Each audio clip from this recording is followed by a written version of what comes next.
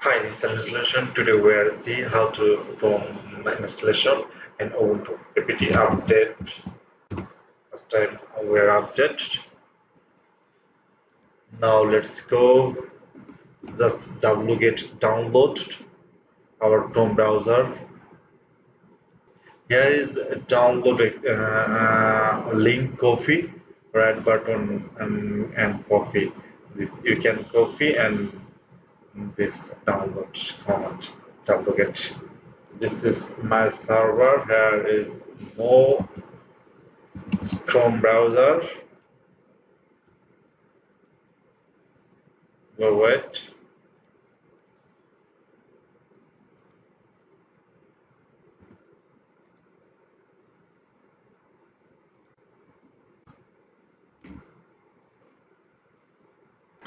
Just here download coffee this address and terminal and wget this command. We're waiting. I think is last finishing.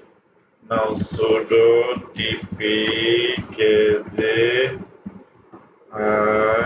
google show me now where installation process is done. Let's go. We are fine now. Chrome browser is now open. Let's go. This is our tax exam. Thanks for watching.